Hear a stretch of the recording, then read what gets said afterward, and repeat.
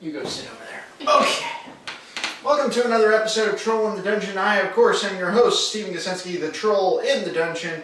There's some weirdness going on. Oh, I forgot something. Okay, there we go. We're good. Let me try that again. Welcome to another episode of Troll in the Dungeon, our 8th episode. I, of course, am your host, Stephen Gasensky, the Troll in the Dungeon. And you'll notice something weird. I'm not alone, ranting at you. Should you be scared? Possibly. I can't help you if you are, and I don't care to. Anyway, I am joined by Beth Klosterman, who is going to help me review the latest in the Star Wars saga, Star Wars Episode 9, The Rise of Skywalker. Thanks for joining us here. Thanks for having me. In this tiny-ass dungeon. So, you've been a Star Wars fan for a very long time. Yes, practically my whole life. I was a child and I had a slight obsession with R2-D2. And you're still a child and you still have said obsession with R2-D2, am I correct? You are not wrong. Okay, good. I don't like being wrong. In the meantime,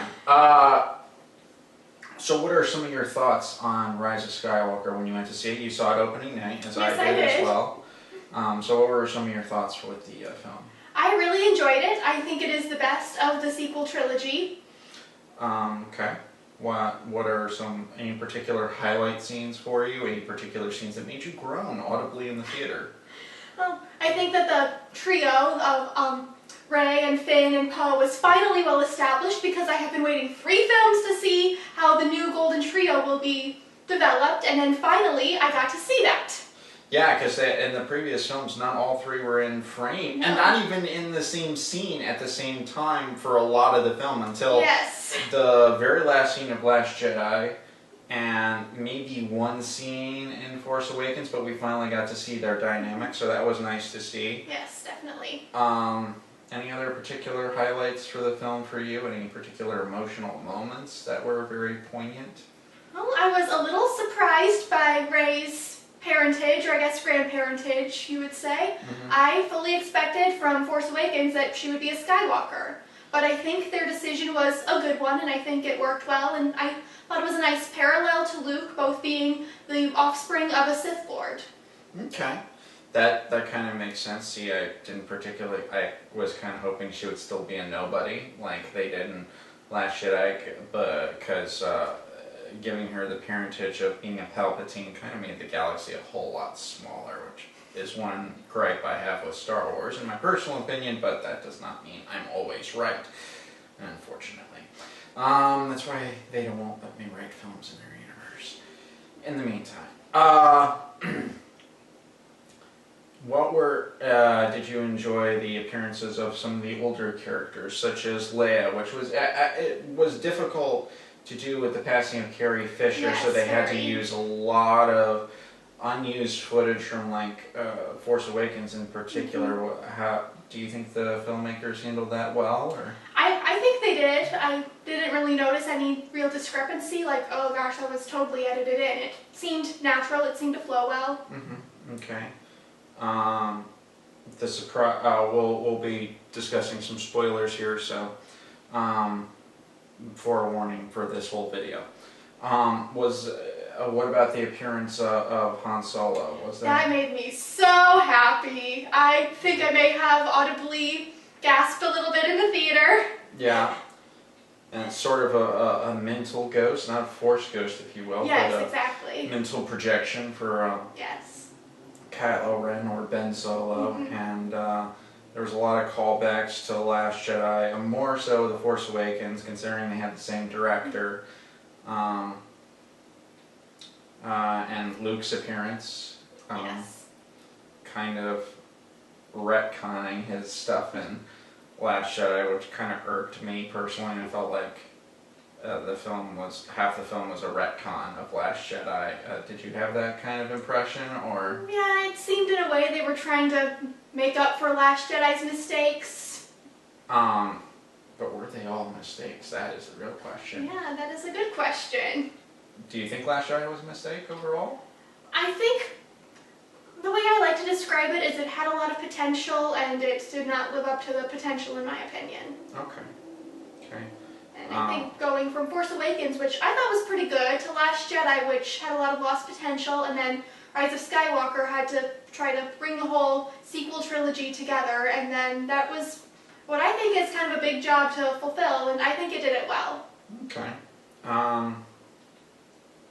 Any particular moments in the film that really stood out to you? Getting into specifics. Well, it has been a while since I've seen it. Mm-hmm. Trying to think. I'll give you one of mine. I particularly like the flashback to Luke and Leia basically playing in the woods for their Jedi training and such. Yes, that was a good one. That was a particularly enjoyable scene because I've been whining for the whole sequel trilogy. Where the hell is Luke's green lightsaber? And all we've gotten in is flashbacks. And I mean, come on. It wasn't like it was destroyed in the destruction of the temple. Come on now. But it was nice to see that, and they kept saying it's Luke's lightsaber. I'm like, no, it's Anakin's lightsaber. He just got it handed down to him. Yes. It was kind of cool to see that Leia did, in fact, get some Jedi training, and that she actually had I was her a own little lightsaber. shocked when Rey said it's Leia's lightsaber. I'm like, Leia was a Jedi? Since when? Yeah, that was particularly nice, and I mean, we've had the extended, or what they call the Legends, where Leia was a full-fledged Jedi at a couple of points, but she didn't complete the training because she had kids and such. Any particular new characters that stood out? None that I can really think of. I think they had so many characters that they introduced at the beginning of the trilogy, and I was just very focused on those characters and where they're going to finally go in this final film and where they're going to end up. Mm-hmm. J.J. Abrams himself said that, who directed the film, said that he was intending to use the Emperor all along as the main villain of everything. Do you believe that? I am not sure. I think that Snoke was killed off too soon, and I don't think he should have been killed off in Episode 8, but that's just my opinion. Okay. I have a similar thought. I'm like, no, I think he was going to use Snoke. But he did, I think the whole sequence in the film where Palpatine was telling Kylo Ren that he's basically every voice in his head was kind of, that was a nice little, save. Like, oh, yeah, Rian Johnson kind of screwed me over in here, so I'm going to retcon it, ham-handed kind of way. But, I mean, come on, we can work with that. What's your theory on Palpatine? Is it really his corpse that was kind of reanimated, like from the Return of the Jedi, or there have been some other fan theories that he was a clone or something like that? What's your belief on that? I think I would have to watch it again to kind of get more information, because now that I know what happens, I can kind of be like, okay, did I see this coming? Okay. But I think it's possible that he was brought back to life. Yeah, because the Sith messed with all kinds of stuff, and Yes. supposed metachlorians, whatever the hell those things are. Any particular moments in the film that made you groan out loud, or were just like, seriously, this is what you're doing with this story or with this character? Any particular moments? Well, I think a lot of people feel similarly about the Kylo Ren Rey kiss at the end. I'm just like, really? You did not need to do that. I audibly groaned. I put my face in my hands for about 3 to 5 seconds in absolute horror and pain. Another thing was the porgs. I'm tired of the porgs. I actually like the porgs. Don't tell anyone. I actually like them. But they're just like, hey, look, we got porgs. No one cares. Go away. Ewoks would have been much more impressive. Yes! Or the Jawas would have actually been much more interesting. But it was nice to see other planets, because I'm sick to death of desert planets, even though we've had a couple of them, but we're finally done with those, so that's nice. So do you think this wrapped up the Skywalker saga well? I think it did. And I don't feel that I am wanting more, or that I have unanswered questions.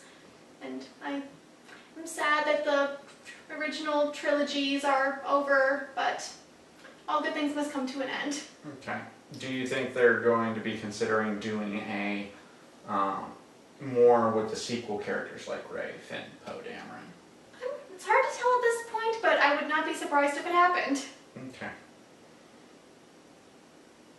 Well, that's another person's thoughts on Rise of Skywalker.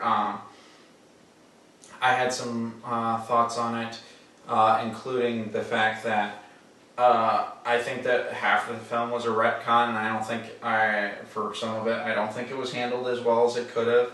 I think it was a lot of really ham-fisted type work, but it's not a total lost cause. I actually enjoyed the film a lot.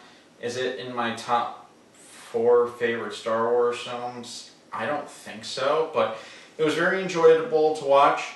Better than the prequels, which is not a high bar. Does it go above the original trilogy? Never. I fight with that because I'm very fond of the original trilogy, as I am fond of this film. I think there were some cool moments in there. I think there were some cool characters, and I would have liked to see some exploration with that, but I don't think they're going to, and we just make the best of it. So, in the meantime, let's just wrap up this show. I am Stephen Gusinski signing off, and along with Beth Klosterman, and be brave, be bold, be courageous, and may the Force be with you.